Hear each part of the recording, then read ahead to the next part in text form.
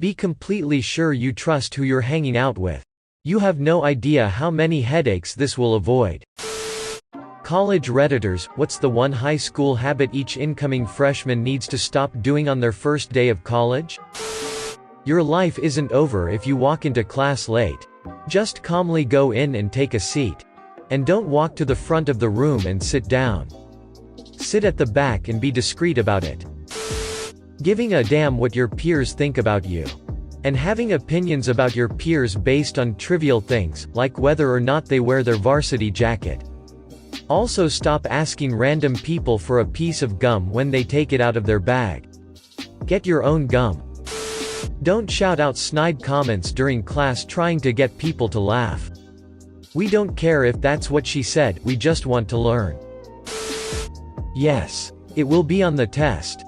If it's not on the test, you now know an amazing new fact to wow your friends with. You definitely need to study. If you had it easy in high school, it likely will not be that way in college. Even more important than studying, is going to every class. If you go to every class, you'll have an idea of the curriculum. You'll know what material they emphasized, what pages to read. If you don't go to class, it makes studying much harder. You'll miss material, you'll be confused, disoriented, and you won't be sure what to ask the professor.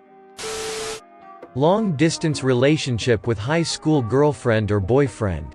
Spoiler alert, you guys aren't going to make it work. Don't wear those stupid lanyards with the school name around your neck. I did this and thought it was cool. Then after a couple weeks I realized, everyone can tell you're a freshman immediately. Nothing is less cool than a freshman.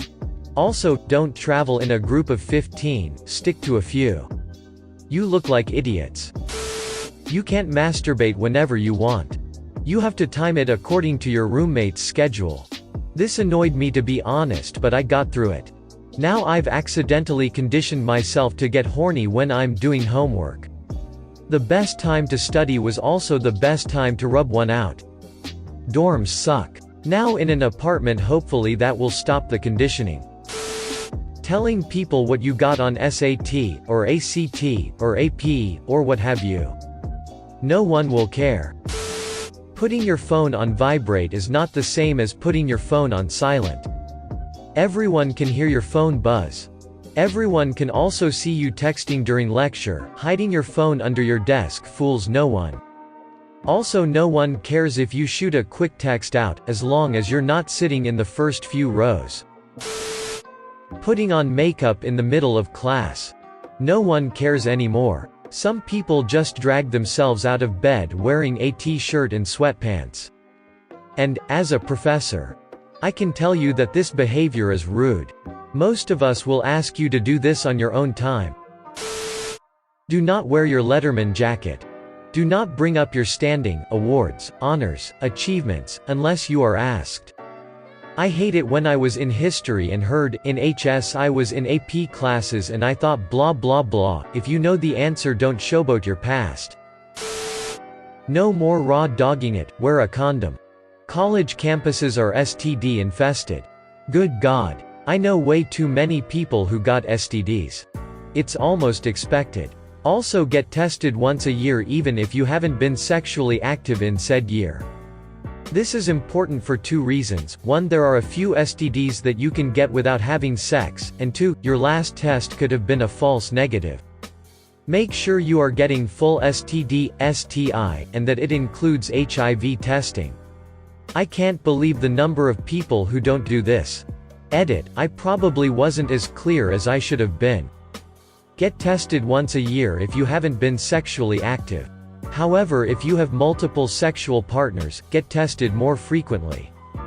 Also encourage your partners to get tested. If you're dating someone who refuses to get tested, or won't prove to you they are clean, get out of that relationship. Professor here. 1. Don't plagiarize. We'll catch you. If we do, fess up. The first several times, the student said, I don't know how that happened. Remember that uncommon knowledge should be cited. 2. If the professor asks you to come in for help, do it.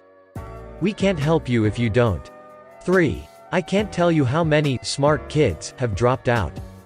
If you get so behind that you feel overwhelmed, talk to someone, anyone, and everyone until you get back on track. You may need professional help. 4. Get involved. The more connected you are, the better you'll do. 5. Live on campus if you can. Why? See number 4. 6. You'll get some great profs and some crappy ones. No matter what school you go to. If all of them are great, let me know and I'll put my application in. I'm not being egotistical. I just don't like having uncomfortable conversations with students about their bad profs. Also, who one student feels is awful may end up being your favorite. 7. Take advantage of electives. Try something you may never get to try again. Maybe not a habit, but a lesson. And I'm sorry if this is a bit negative or heartbreaking. There will be classes that, no matter how hard you try, you will be terrible with.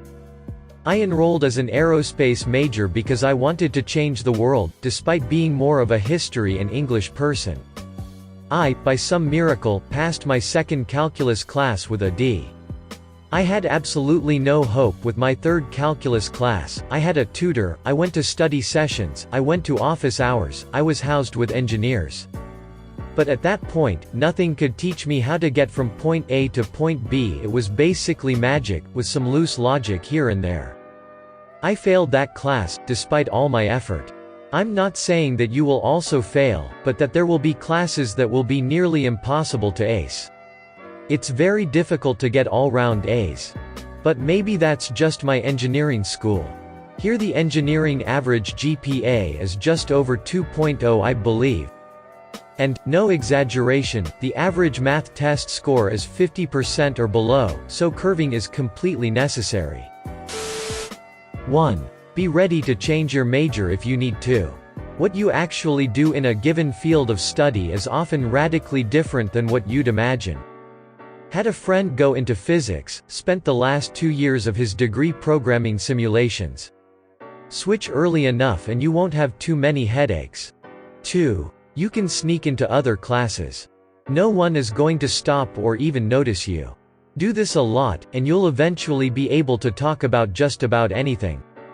3. Use the library. Steal from databases. Outside of college, knowledge is expensive and libraries are sorely underfunded. 4. Most clubs are kind of attend anyway.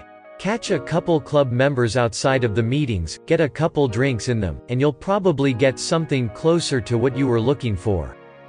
5. Even if you're living off your folks, if you can swing a part-time job, get one. Having a bit of scratch makes having a social life a lot easier, and it's going to stay that way after you graduate, regardless of how cozy you are. Having a social life makes having an intellectual or professional life a lot easier, too. The right friends can do wonders for your academic performance. Making up excuses to a professor if you miss the due date for an assignment. It isn't that they aren't listening, it's that they simply will not care. One time, I was late to a final for my sociology class. Like, half a day late. My professor was a hard ass about timing and schedules. Even if you showed up 10 minutes late to lecture, he wouldn't let you in the room. I told him I legitimately messed up times, and had thought the test was 5 hours later than it actually was. He let me take it, but he took 20 points off the top. Turns out your parents were right, telling the truth works way better. Here's a few to start you off right. Don't bother sucking up to the professors. While in high school nobody liked teachers' pets, being one could legitimately give you an advantage.